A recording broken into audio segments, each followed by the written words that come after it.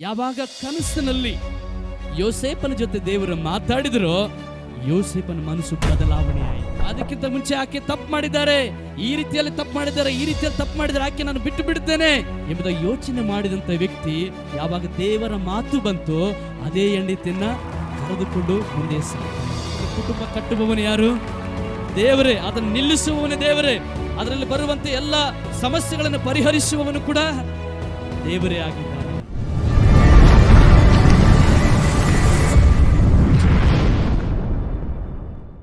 ಇವತ್ತು ನಾನು ಮಾತಾಡುವಂಥ ಸಂದೇಶದ ಅಂಶ ಸಂಸಾರ ಕಟ್ಟಿಕೊಳ್ಳುವುದು ಹೇಗೆ. ಫಸ್ಟ್ ಯಾವ ವಾಕ್ಯ ಹೇಳ್ತೀರಾ? ಕ್ರಿಸ್ಮಸ್ ವಾಕ್ಯನೇ ಹೇಳ್ತಾ ಇದ್ದೀನಿ ನೋಡಿ. ಈ ತಿಂಗಳು ಯಾವ ತಿಂಗಳ ಇದೆ? ಡಿಸೆಂಬರ್, ಕ್ರಿಸ್ಮಸ್ ಆರಾಧನೆ ತಿಂಗಳಿರೋದ್ರೆ ಅದೇ ವಾಕ್ಯದಿಂದಲೇ ಇವತ್ತು ನಾನು ನಿಮ್ಮ ಜೊತೆ ಮಾತಾಡುವನಾಗಿದ್ದೇನೆ. ಮತ್ತಾಯನ ಬರೆದ ಸುವಾರ್ತೆ 1ನೇ ಅಧ್ಯಾಯ 18ನೇ ವಚನದಿಂದ, ಯೇಸು ಕ್ರಿಸ್ತನ ಜನನವು ಹೇಗಾಯಿತೆಂದರೆ, ಆತನ ತಾಯಿಯಾದ ಮರಿಯಳನ್ನು ಯೋಸೇಫಿಗೆ ನಿಶ್ಚಯ ಮಾಡಿರಲಾಗಿ ಅವರು ಕೂಡುವುದಕ್ಕಿಂತ ಮುಂಚೆ ಆಕೆಯು ಪವಿತ್ರಾತ್ಮನಿಂದ ಬಸರಾಗಿದ್ದದ್ದು ತಿಳಿದು ಬಂತು. ಆದರೆ ಆಕೆಯ ಗಂಡನಾದ ಯೋಸೇಫನು ಸಜ್ಜನನಾಗಿದ್ದು ಆಕೆಯನ್ನು ಬಯಲಿಗೆ ತರುವುದಕ್ಕೆ ಮನಸ್ಸಿಲ್ಲದೆ ಯಾರಿಗೂ ತಿಳಿಯದಂತೆ ಆಕೆಯನ್ನು ಬಿಟ್ಟು ಬಿಡಬೇಕೆಂದಿದ್ದನು. ಅವನು ಇದನ್ನು ಯೋಚಿಸುತ್ತಿರುವಾಗ ಕರ್ತನ ದೂತನು ಅವನಿಗೆ ಕನಸಿನಲ್ಲಿ ಕಾಣಿಸಿಕೊಂಡು, ಎಲ್ಲೋ ಯೋಸೇಫನೇ, ದಾವಿದನ ವಂಶದವನೇ, ನಿನ್ನ ಹೆಂಡತಿಯಾದ ಮರಿಯಳನ್ನು ಸೇರಿಸಿಕೊಳ್ಳುವುದಕ್ಕೆ ಅಂಜಬೇಡ. ಆಕೆಯ ಗರ್ಭವು ಪವಿತ್ರಾತ್ಮನಿಂದಲೇ ಆದದ್ದು, ಆಕೆಯೊಬ್ಬ ಮಗವನ್ನು ಅಡೆಯುವಳು. ಓದಿದಂಥ ವಾಕ್ಯ ಭಾಗದಲ್ಲಿ ದೇವರ ಒಂದು ಉದ್ದೇಶ, ಪ್ರಣಾಳಿಕತೆ, ಒಂದು ಕುಟುಂಬದ ವಿಷಯದಲ್ಲಿ ತೊಂದರೆಗಳು, ಸಮಸ್ಯೆಗಳು ಬರುವಾಗ, ಬಾಧೆಗಳು ಬರುವಾಗ, ಅಥವಾ ಕುಟುಂಬದಲ್ಲಿ ಗಲಿಬಿಲಿಗಳು ಅಥವಾ ಸಮಸ್ಯೆಗಳು ಪ್ರಾರಂಭವಾಗುವಾಗ ಅದಕ್ಕೆ ಬೇಕಾದಂಥ ಒಂದು ಸರಳತೆಯ ಸೂತ್ರವನ್ನು ಈ ವಾಕ್ಯ ಭಾಗದಲ್ಲಿ ನಾವು ನೋಡುವಂತರಾಗಿದ್ದೇವೆ. ನೋಡಿ, ದೇವರು ಕರ್ತನಾಗಿರುವ ಯೇಸು ಕ್ರಿಸ್ತನ ಈ ಲೋಕದಲ್ಲಿ ಬರುವುದಕ್ಕೆ, ಜನ್ಮವನ್ನು ತಾಳುವುದಕ್ಕೆ ಮರಿಯಳನ್ನ, ಯೋಸೇಫನ್ನ ದೇವರು ಆರಿಸಿಕೊಂಡ್ರು. ಸರ್, ಯಾಕೆ ಆರಿಸ್ಕೊಂಡ್ರಂದ್ರೆ ಯೇಸು ಸ್ವಾಮಿಗೆ ತಂದೆ ತಾಯಿಗಳಾಗಬೇಕು ಇವರು. ಆತನಿಗೆ ಜನ್ಮವನ್ನು ಕೊಟ್ಟು ಆತನ ಸಾಕಿ ಸಲಹಿ ಇವರು ನಡೆಸಬೇಕೆಂಬುದಾಗಿ ದೇವರು ಮರಿಯಳನ್ನ, ಯೋಸೇಫನನ್ನ ಆರಿಸಿಕೊಂಡರು. ಆರಿಸಿಕೊಂಡ ನಂತರ ಪವಿತ್ರಾತ್ಮನಿಂದ ಆಕೆ ಏನಾದರೂ ಗರ್ಭಿಣಿ ಯಾದಳು. ಬೈಬಲ್ ಸ್ಪಷ್ಟವಾಗಿ ಹೇಳುತ್ತದೆ, ಯೋಸೇಫನಿಗೆ ಎಂಗೇಜ್ಮೆಂಟ್ ಆಗಿದೆ, ಮರಿಯಳ ಜೊತೆ ಏನಾಗಿದೆ? ಎಂಗೇಜ್ಮೆಂಟ್ ಆಗಿದೆ. ದೇವದೂತ ಬಂದು ಹೇಳ್ತಾ ಇದ್ದಾನೆ, ನಿನ್ನ ಹೆಂಡತಿಯನ್ನ ಸೇರಿಸ್ಕೋ, ಬಿಟ್ಟು ಬಿಡಬೇಡ. ಯಾಕೆ ದೇವದೂತನು ಹೇಳ್ತಾ ಇದ್ದಾನಂದ್ರೆ, ಒಂದು ಸಾರಿ ಎಂಗೇಜ್ಮೆಂಟ್ ಆಯ್ತು ಅಂದ್ರೆ ಆಕೆ ನಿನ್ನ ಹೆಂಡತಿನೇ, ಆತ ನಿನ್ನ ಗಂಡನೇ. ಭಾಳ ಸಾರಿ ನಾವು ಅಂದ್ಕೊಳ್ತೀವಿ ಮದುವೆ ಆದ್ಮೇಲೆ ಗಂಡ ಹೆಂಡ್ತೀವಿ. ಇಲ್ಲ, ಮದುವೆ ಆದಮೇಲೆ ಗಂಡ ಹೆಂಡ್ತಿ ಅಲ್ಲ ರೀ, ಅದಕ್ಕಿಂತ ಮುಂಚೆ ಎಂಗೇಜ್ಮೆಂಟ್ ಆಗುತ್ತಲ್ಲ, ಆವಾಗನವ್ರ ಗಂಡ ಹೆಂಡ್ತಿ ಆಗಿದ್ದಾರೆ.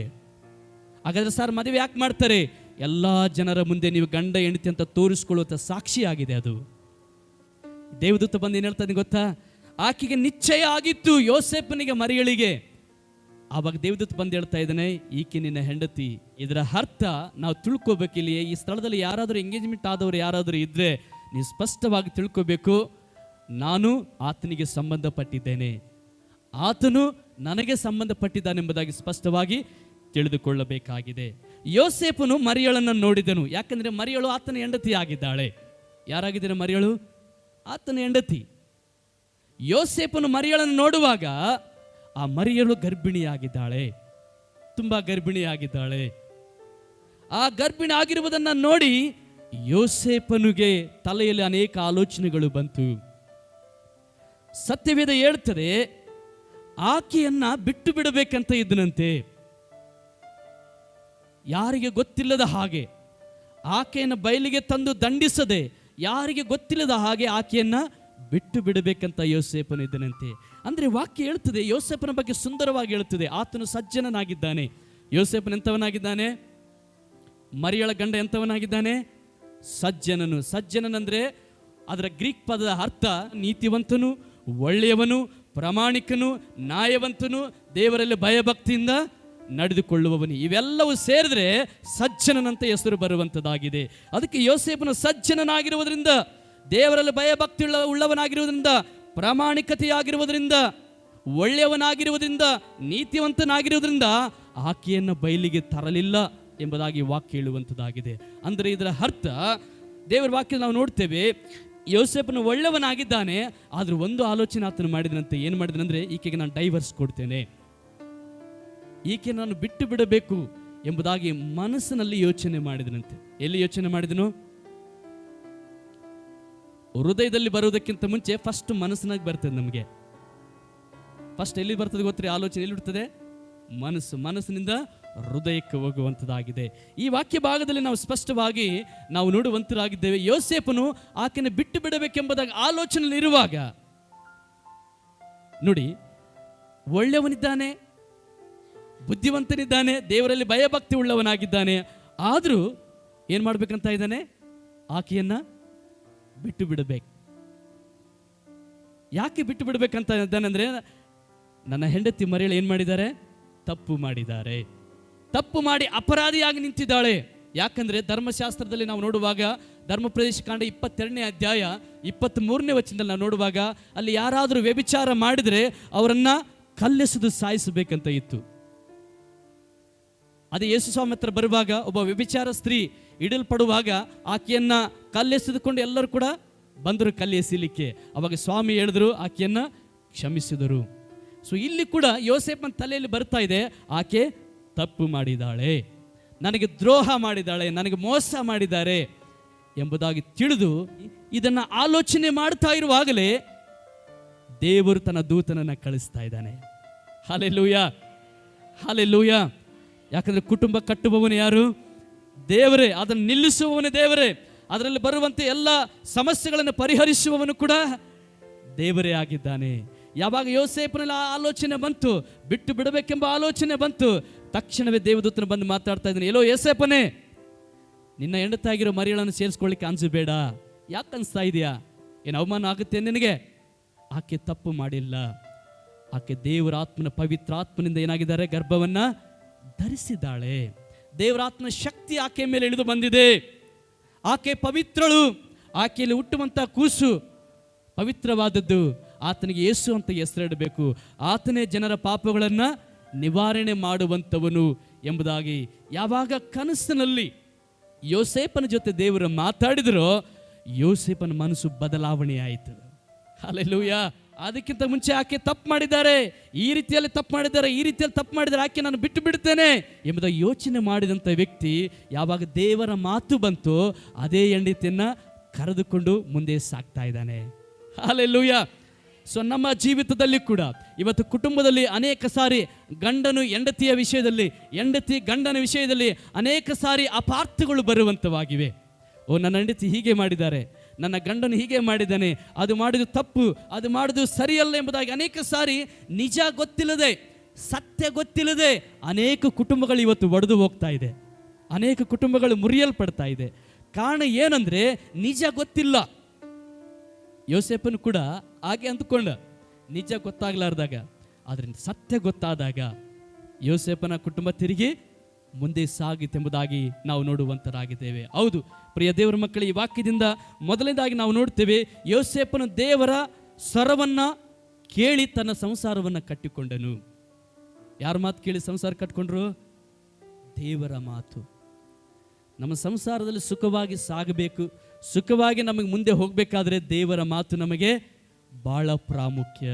ನೋಡಿ, ದೇವರ ಮಾತಿಲ್ಲದೆ ಅನೇಕ ಸಾರಿ ಕುಟುಂಬದಲ್ಲಿ ನಾವು ಬಿದ್ದು ಹೋಗ್ತೇವೆ.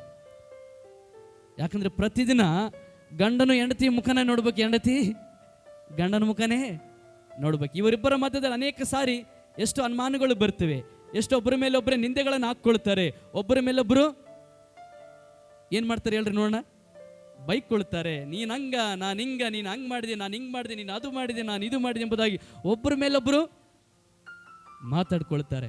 ಹೌದಾ ಇಲ್ವಾ? ಇದರ ಮಧ್ಯದಲ್ಲಿ ದೇವರ ಮಾತು ಏನು ಹೇಳ್ತದೆ? ನನ್ನ ಮನೆ ಬಗ್ಗೆ ಏನು ಹೇಳ್ತದೆ? ನನ್ನ ಹೆಂಡತಿ ಬಗ್ಗೆ ಏನು ಹೇಳ್ತದೆ? ನನ್ನ ಗಂಡನ ಬಗ್ಗೆ ಹೇಳ್ತದೆ? ನಮ್ಮ ಕುಟುಂಬ ಸಂಸಾರ ಬಗ್ಗೆ ದೇವರ ಮಾತು ಏನು ಹೇಳ್ತದೆ ಎಂಬುದಾಗಿ ಅದನ್ನು ಕೇಳಿ ಅದರ ಹಾಗೆ ನೀನು ನಡೆದರೆ ನಿನ್ನ ಸಂಸಾರ ಹಸರಾದ ಸಂಸಾರವಾಗಿರ್ತದೆ. ಹಲ್ಲೆಲೂಯಾ. ನೋಡಿ, ಅವರು ಮುರಿಯಲ್ಪಡ್ತಾ ಇದೆ, ಸ್ವಲ್ಪ ಆಲೋಚನೆ ಬಂದಿದೆ, ಅದನ್ನು ಮಾಡಬೇಕಷ್ಟೇ.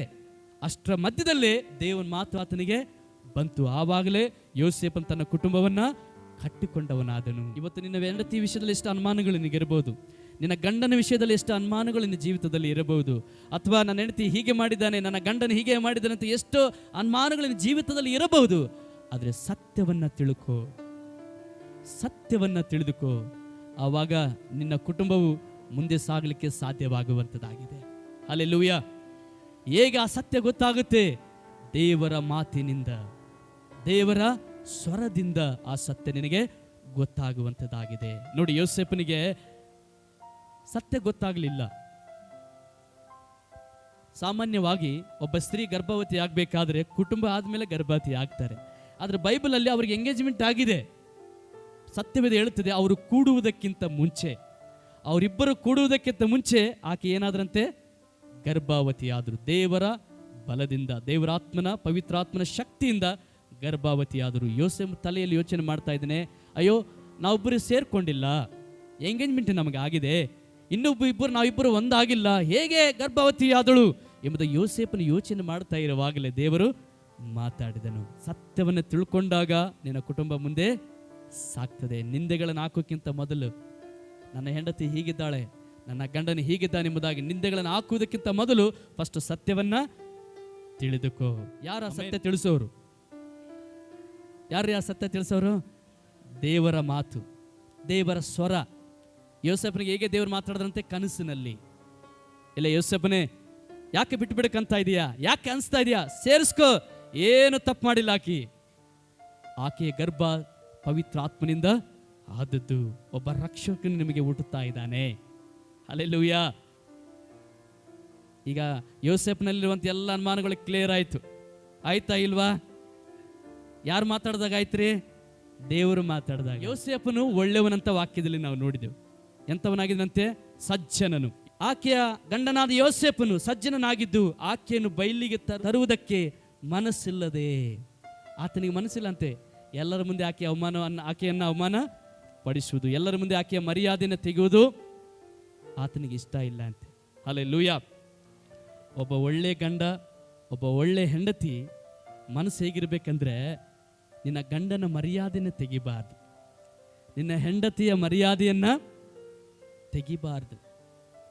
ಹಲ್ಲೆಲೂಯಾ. ಯೋಸೇಫನ್ ತೆಗೆದನ? ತೆಗಿಲಿಕ್ಕೆ ಮನಸ್ಸು ಮಾಡಲಿಲ್ಲ.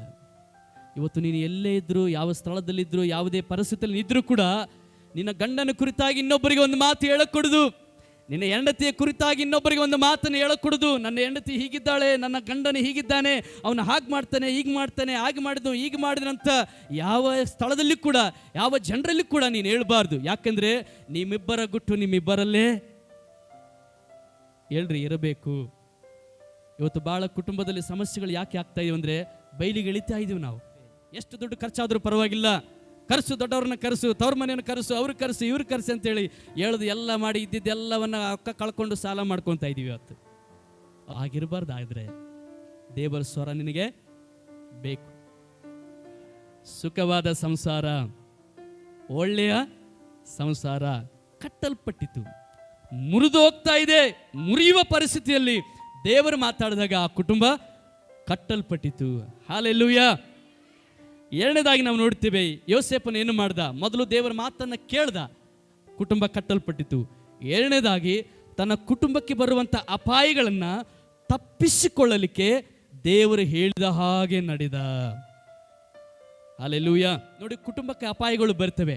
ಅನೇಕ ಜನರು ನಿನ್ನ ಕುಟುಂಬದ ಮೇಲೆ ಅಪಾಯಗಳನ್ನ ಹೆಸರಿರ್ತಾರೆ. ಅವರ ಉದ್ದೇಶ ಒಂದೇ, ನಿಮ್ಮಿಬ್ಬರನ್ನ ದೂರ ಮಾಡಬೇಕು. ಅವರ ಆಲೋಚನೆಗಳಿರ್ತದೆ, ನಿಮ್ಮ ಕುಟುಂಬವನ್ನು ಅಗಲಿಸಬೇಕು. ಗಂಡ ಹೆಂಡತಿಗೆ ಸೇರಬಾರ್ದು, ಹೆಂಡತಿ ಗಂಡನಿಗೆ ಸೇರಬಾರ್ದು. ಇವರನ್ನು ಅಗಲಿಸಬೇಕೆಂಬುದಾಗಿ ಎಷ್ಟೋ ಜನರ ಕಣ್ಣುಗಳು ನಿನ್ನ ಕುಟುಂಬವನ್ನು ನೋಡ್ತಾ ಇರ್ತದೆ. ಯೋಸೇಫನು ಕೂಡ ಹಾಗೆ ನೋಡಿತು. ಈಗ ಮರಿಯಳು ಯೋಸೇಫನು ಇದ್ದಾರೆ. ದೇವರು ವಾಗ್ದಾನ ಮಾಡಿದ ಹಾಗೆ ಕ್ರಿಸ್ತನು ಜನಿಸಿದ್ದಾನೆ. ಹಲ್ಲೆಲೂಯಾ. ಯೇಸು ಕ್ರಿಸ್ತನು ಅವರಿಗೆ ಜನಿಸಿದ್ದಾನೆ. ಈಗ ಯೇಸು ಸ್ವಾಮಿಯ ತಂದೆ ತಾಯಿಗಳು ಆದರವರು, ಶಾರೀರಿಕವಾಗಿ ಏನಾಗಿದ್ದಾರೆ ಅವರು? ತಂದೆ ತಾಯಿಗಳು. ಈಗ ಯೇಸು ಸ್ವಾಮಿಯನ್ನು ಅವರು ಹಿಡ್ಕೊಂಡಿದ್ದಾರೆ. ಆದರೆ ಕೆಲವರು ಅವರ ಕುಟುಂಬದ ಮೇಲೆ ಕಣ್ಣು ಬೀಳ್ತಾ ಇದೆ. ಹೇಗಾದರೂ ಮಾಡಿ ಆ ಮಗುವಿಗೆ ಹಾನಿ ಮಾಡಬೇಕು. ರಾಜನ ಕಣ್ಣು ಬೀಳ್ತಾ ಇದೆ, ಅನೇಕರ ಕಣ್ಣುಗಳು ಬೀಳ್ತಾ ಇದೆ. ಆ ಕುಟುಂಬದಲ್ಲಿ ಆ ಮಗು ಇಲ್ಲದ ಹಾಗೆ ನಾವು ಮಾಡಬೇಕು. ಅವ್ರ ಕುಟುಂಬ ಕಣ್ಣೀರಿಂದ ತುಂಬಬೇಕು. ಅವ್ರ ಕುಟುಂಬ ಆನಂದವಾಗಿರಬಾರ್ದು ಎಂಬುದಾಗಿ ಆ ಒಂದು ಕಣ್ಣು ಅವ್ರ ಕುಟುಂಬದ ಮೇಲೆ ಬೀಳುವಾಗ, ಮತ್ತಾಯನ ಬರೆದ ಸುವಾರ್ತೆ 2ನೇ ಅಧ್ಯಾಯ 13ನೇ ವಚನ 14ನೇ ವಚನ, ಅವರು ಹೋದ ಮೇಲೆ ಕರ್ತನ ದೂತನು ಯೋಸೇಫನಿಗೆ ಕನಸಿನಲ್ಲಿ ಕಾಣಿಸಿಕೊಂಡು, ನೀನೊದ್ದು ಈ ಕೂಸನ್ನು ಇದರ ತಾಯಿಯನ್ನು ಕರ್ಕೊಂಡು ಐಗುಪ್ತ ದೇಶಕ್ಕೆ ಓಡಿ ಹೋಗು. ನಾನು ನಿನಗೆ ಹೇಳುವ ತನಕ ಅಲ್ಲೇ ಇರು. ಹೆರೋದನು ಈ ಕೂಸನ್ನ ಕೊಲ್ಲಬೇಕೆಂದು ಅದನ್ನು ಹುಡುಕುತ್ತಿರುವನು ಅಂದನು. ಗಮನಿಸಿ, ಮೊದಲದಾಗಿ ದೇವರ ಸ್ವರ ಕೇಳ್ದ, ತನ್ನ ಕುಟುಂಬ ಕಟ್ಕೊಂಡ, ಮುರಿದೋಗುವ ಸಂಸಾರವನ್ನು ಏನು ಮಾಡಿದನು? ಕಟ್ಟಿಕೊಂಡು. ಎರಡನೇದಾಗಿ ಏನು ಮಾಡಿದನು ಅಂದರೆ, ತನ್ನ ಕುಟುಂಬಕ್ಕೆ ಬರುವಂಥ ಅಪಾಯಗಳು, ಜನರಿಂದ ಬರುವ ಅಪಾಯಗಳು, ಅವುಗಳಿಂದ ಬಚಾವಾಗಲಿಕ್ಕೆ ತಿರುಗಿ ಮತ್ತೇನು ಮಾಡ್ತಾ ಇದ್ದಾನೆ? ದೇವರ ಸ್ವರವನ್ನು ಕೇಳಿ ದೇವರು ಹೇಳಿದ ಹಾಗೆ ನಡೀತಾ ಇದ್ದಾನೆ. ನಿನ್ನ ಕುಟುಂಬದ ಮೇಲೆ ಬರುವ ಎಲ್ಲ ಅಪಾಯಗಳಿಂದ ನೀನು ತಪ್ಪಿಸ್ಕೊಳ್ಬೇಕಾದ್ರೆ ದೇವರು ಹೇಳಿದ ಹಾಗೆ ನೀನು ನಡೀಬೇಕು. ತವ್ರ ಮನೆ ಹೇಳಿದಾಗಲ್ಲ, ಗಂಡನ ಮನೆ ಹೇಳಿದಾಗಲ್ಲ, ಅಥವಾ ಬೇರೆಯವರು ಹೇಳಿದಾಗಲ್ಲ. ದೇವರ ಹೇಳಿದ ಹಾಗೆ ನೀನು ನಡೆದ್ರೆ ನಿನಗೆ ಬರುವ ಎಲ್ಲ ಅಪಾಯಗಳಿಂದ ದೇವರು ತಪ್ಪಿಸುವನಾಗಿದ್ದಾನೆ. ಹಲ್ಲೆಲೂಯಾ. ದೇವರೇನು ಹೇಳಿದ್ರು? ಈ ಕೂಸನ್ನ ಕೊಲ್ಲಬೇಕಂತಿದ್ದಾನೆ. ಸಂತೋಷವಾಗಿರುವ ನಿಮ್ಮ ಕುಟುಂಬದಲ್ಲಿ ಕಣ್ಣೀರು ಬರುವಂತೆ ಅನೇಕರ ಕಣ್ಣು ನಿಮ್ಮ ಮೇಲೆ ಬಿದ್ದಿದೆ. ಈ ಕೂಸನ್ನು ತಗೊಂಡೋಗಿ ಐಗುಪ್ತ ದೇಶಕ್ಕೆ, ಇಲ್ಲಿರಬೇಡ, ಈ ಸ್ಥಳದಲ್ಲಿ ಇರಬೇಡ, ಐಗುಪ್ತಕ್ಕೆ ಹೋಗಿ ಎಂಬುದಾಗಿ ಹೇಳುವಾಗ ದೇವರು ಹೇಳಿದಾಗ ಯೋಸೇಫನು ಏನು ದೇವರಿಗೊಂದು ಮಾತು ಹೇಳಿದೆ, ಆ ಕೂಸನ್ನು ಅದರ ತಾಯಿಯನ್ನು ತೆಗೆದುಕೊಂಡು ರಾತ್ರಿನೇ ಐಗುಪ್ತಕ್ಕೆ ಹೋದನು. ಒಂದು ವೇಳೆ ನಾವು ಆ ಸ್ಥಳದಲ್ಲಿ ಏನು ಹೇಳ್ತಿದ್ವಿ? ಯಾಕೆ ಹೋಗ್ಬೇಕು ಕೇಳ್ರಿ, ಏನೇನಾಯ್ತು ಹೇಳ್ರಿ, ಯಾಕೆ ಹೋಗ್ಬೇಕು ಕೇಳ್ರಿ, ಕೇಳ್ತೀವಲ್ವಾ? ಯೋಸೇಫನ ಕೇಳಲಿಲ್ಲ. ದೇವರು ಹೇಳಿದಾನಂದ್ರೆ ಅದರಲ್ಲಿ ಏನಾದರೂ ಇರುತ್ತೆ. ದೇವರು ಹೇಳಿದ ಹಾಗೆ ನಾನು ನಡೀಬೇಕು ಅಂತೇಳಿ ಯೋಸೇಫನು ತಿಳಿದುಕೊಂಡು ಆ ಕೂಸನ್ನು ಅದರ ತಾಯಿಯನ್ನು ತಗೊಂಡು ಐಗುಪ್ತ ದೇಶಕ್ಕೆ ಹೋಗ್ತಾ ಇದ್ದಾನೆ. ಯಾರ ಮಾರ್ಗದಲ್ಲಿ ನಡೀತಾ ಇದ್ದಾನೆ ಯೋಸೇಫನ ಕುಟುಂಬ ತಗೊಂಡು? ಯಾರ ಮಾರ್ಗದಲ್ಲಿ? ಇನ್ನೊಬ್ರು ಹೇಳಿದ ಮಾರ್ಗದಲ್ಲೇ, ಅಥವಾ ತವ್ರ ಮನೆ ಹೇಳಿದ ಮಾರ್ಗದಲ್ಲೇ, ಅಥವಾ ಬೇರೆಯುವಂತ ಎಲ್ಲ ಜನರ ಮಾರ್ಗದಲ್ಲೇ? ಇಲ್ಲ, ದೇವರು ಹೇಳಿದ ಮಾರ್ಗದಲ್ಲಿ ನಡೀತಾ ಇದ್ದಾನೆ. ದೇವರು ಹೇಳಿದ ದಾರಿಯಲ್ಲಿ ನಡೀತಾ ಇದೆ. ನೋಡಿ, ದೇವರು ಹೇಳಿದ ದಾರಿಯಲ್ಲಿ ನೀನು ನಡೆದರೆ ಎಲ್ಲ ಜನರ, ದುಷ್ಟ ಜನರ ಕಣ್ಣಿಂದ, ದುಷ್ಟ ಜನರಿಂದ ಬರುವ ಎಲ್ಲ ಅಪಾಯಗಳಿಂದ, ದುಷ್ಟ ಜನರಿಂದ ಬರುವಂಥ ನಿನ್ನ ಕುಟುಂಬವನ್ನು ಅಗಲಿಸಬೇಕೆನ್ನುವಂಥ ಎಲ್ಲ ಅಪಾಯಗಳಿಂದ ದೇವನನ್ನು ತಪ್ಪಿಸುವನಾಗಿದ್ದಾನೆ. Hallelujah, hallelujah. ಆ ಕೂಸನ್ನು ಸಾಯಿಸಬೇಕಿದ್ದದನ್ನು ತಗೊಂಡು ಹೋಗು ಎಂಬುದಾಗಿ ಏನು ಮಾಡಿದ? ದೇವರು ತಪ್ಪಿಸಿದ. ದೇವರು ಹೇಳುವುದನ್ನು ನಾವು ಹಿಡ್ಕೊಂಡು ಮುಂದೆ ಹೋಗಬೇಕು. ದೇವ್ರ ವಾಕ್ಯದಲ್ಲಿ ಅನೇಕ ಮಾತುಗಳಿದೆ. ಗಂಡನ ಹೇಗಿರ್ಬೇಕಂತ ಇದೆ, ಹೆಂಡತಿ ಹೇಗಿರ್ಬೇಕಂತ ಇದೆ, ಮಕ್ಕಳು ಹೇಗಿರ್ಬೇಕಂತ ಇದೆ, ನಿನ್ನ ಕುಟುಂಬ ಸಂಸಾರದಲ್ಲಿ ನೀವು ಹೇಗಿರ್ಬೇಕಂತ ಇದೆ, ಗಂಡ ಯಾವುದರಲ್ಲಿ ಸಂತೋಷ ಪಡಬೇಕಂತ ಇದೆ, ಹೆಂಡತಿ ಯಾವುದರಲ್ಲಿ ಸಂತೋಷ ಪಡಬೇಕಂತ ಇದೆ, ಗಂಡ ಹೆಂಡತಿ ಸಂಸಾರ ಹೇಗೆ ನಡೆಸಬೇಕಂತಿದೆ. ಎಲ್ಲ ವಾಕ್ಯಗಳು ವಾಕ್ಯದಲ್ಲಿ ಇದೆ. ದೇವರ ಹೇಳಿದ ಹಾಗೆ ನಿನ್ನ ಮಾರ್ಗದರ್ಶನದಲ್ಲಿ ನಡೆದರೆ ನಿನಗೆ ಬರುವಂಥ ಎಲ್ಲ ಅಪಾಯಗಳಿಂದ ದೇವರು ತಪ್ಪಿಸಲಿಕ್ಕೆ ಶಕ್ತನಾಗಿದ್ದಾನೆ. ಹಲ್ಲೆಲೂಯಾ. ಯಾವಾಗ ಇವರು ಭಯಭಕ್ತಿ ಇರುವುದನ್ನು ನೋಡಿ ಅವರ ಕುಟುಂಬವನ್ನು, ಮುರಿಯಲ್ಪಡುವ ಕುಟುಂಬವನ್ನು ತಿರುಗಿ ದೇವರೇ ಕಟ್ಟುತ್ತಾ ಇದ್ದಾನೆ. ಹಾಗಾಗಿ ದೇವರ ಸ್ವರವನ್ನು ನಾವು ಕೇಳಿಸ್ಕೋಬೇಕು. ಕುಟುಂಬದ ವಿಷಯದಲ್ಲಿ ಏನೇ ಸಮಸ್ಯೆ ಬರುವಾಗ, ಯಾವುದೇ ಪರಿಸ್ಥಿತಿಗಳು ನಮ್ಮ ಕುಟುಂಬದಲ್ಲಿ ಬರುವಾಗ ಮೊದಲು ದೇವರೇ ಇದರ ಬಗ್ಗೆ ನೀನು ಏನು ಹೇಳ್ತೀಯಾ, ಇದರ ಬಗ್ಗೆ ನೀನು ಏನು ಹೇಳ್ತೀಯಾ? ಹೋಗ್ರಿ ದೇವರ ವಾಕ್ಯಕ್ಕೆ, ದೇವ್ರ ವಾಕ್ಯವನ್ನು ಹೋದ್ರಿ, ಪ್ರಾರ್ಥನೆ ಮಾಡಿರಿ, ದೇವ್ರ ನೀನು ಮಾತಾಡು ನನ್ನ ಜೊತೆ, ದೇವ್ರ ಹತ್ರ ಕೇಳ್ರಿ. ದೇವರು ನನಗೆ ಉತ್ತರವನ್ನು ಕೊಡುವನಾಗಿದ್ದಾನೆ, ಕಟ್ಟುವವನಾಗಿದ್ದಾನೆ. ಇವತ್ತು ನಮ್ಮ ಕುಟುಂಬ, ನಮ್ಮ ಸಂಸಾರ ಸುಖವಾಗಿ ಸಾಗಬೇಕಾ? ದೇವರ ಮಾತನ್ನು ಕೇಳಿ ನಡೆಯಿರಿ. ಅಥವಾ ನಿನ್ನ ಕುಟುಂಬಕ್ಕೆ ಬರುವ ಅಪಾಯಗಳು ನಿಮಗೆ ಕೆಲವೊಂದು ಸಾರಿ ಗೊತ್ತಿರ್ತದೆ, ಇವ್ರು ನಮ್ಮ ಕುಟುಂಬಕ್ಕೆ ಕೆಟ್ಟದ್ದು ಬಯಸ್ಲತ್ತಾರ, ಇವ್ರು ನಮ್ಮ ಕುಟುಂಬದಲ್ಲಿ ಕಣ್ಣು ಹಾಕಿರಂತ ಕೆಲವೊಂದು ಸಾರಿ ನಿಮ್ಗೆ ಗೊತ್ತಿರ್ತದೆ. ಅದರಿಂದ ತಪ್ಪಿಸ್ಕೋಬೇಕಾದ್ರೆ ದೇವರು ಹೇಳಿದ ದಾರಿಯಲ್ಲಿ ನಡೆಯಿರಿ. ಸ್ವಾಮಿ, ನನ್ನ ಕುಟುಂಬಕ್ಕೆ ನಿನ್ನ ಸ್ವರ ಬೇಕಪ್ಪ, ನಿನ್ನ ಮಾತು ಬೇಕಪ್ಪ. ದೇವರೇ, ಮುರಿಯಲ್ಪಡುವ ಕುಟುಂಬವನ್ನು ನೀನು ಕಟ್ಟಿದಿ ಸ್ವಾಮಿ, ಮುರಿದು ಹೋಗುವ ಕುಟುಂಬವನ್ನು ನೀನು ಕಟ್ಟಿದಿ. ನಿನ್ನ ಒಂದು ಮಾತಿನಿಂದಲೇ ಕುಟುಂಬವನ್ನು ಕಟ್ಟಿದಿ ಸ್ವಾಮಿ. ಇವತ್ತು ಕರ್ತನೆ, ನನ್ನ ಕುಟುಂಬದಲ್ಲಿ ನಿನ್ನ ಮಾತು ಬೇಕಪ್ಪ. ಎಷ್ಟು ಅನುಮಾನಗಳನ್ನು ಜೀವಿತದಲ್ಲಿ ಬರ್ತವೆ, ಎಷ್ಟು ಆಲೋಚನೆಗಳಲ್ಲೂ ನನ್ನ ತಲೆಯಲ್ಲಿ ಬರ್ತವೆ. ನನ್ನ ಗಂಡನ ವಿಷಯದಲ್ಲಿ, ನನ್ನ ಹೆಂಡತಿಯ ವಿಷಯದಲ್ಲಿ ಎಷ್ಟೋ ಆಲೋಚನೆಗಳು ನನಗೆ ಬರ್ತವೆ. ಒಪ್ಪಿಸಿಕೊಡೋಣ, ಮುಂದಿರುವಂತೆ ಎಲ್ಲ ಕುಟುಂಬದವರು ಒಪ್ಪಿಸಿಕೊಡುವಂತರಾಗಿರೋಣ. ದೇವರೇ, ನಿನ್ನ ಮಾತು ನನಗೆ ಬೇಕು ಸ್ವಾಮಿ. ನಿನ್ನ ಮಾತು ನನ್ನ ಕುಟುಂಬವನ್ನ, ನನ್ನ ಸಂಸಾರವನ್ನ ಕಟ್ಟುವಂತದಾಗಿದೆ. ನಿನ್ನ ಮಾತು ನನ್ನ ಸಂಸಾರವನ್ನ ಕಟ್ಟುವಂತದಾಗಿದೆ. Hallelujah, hallelujah. ಆರಾಧನೆ ಯೇಸು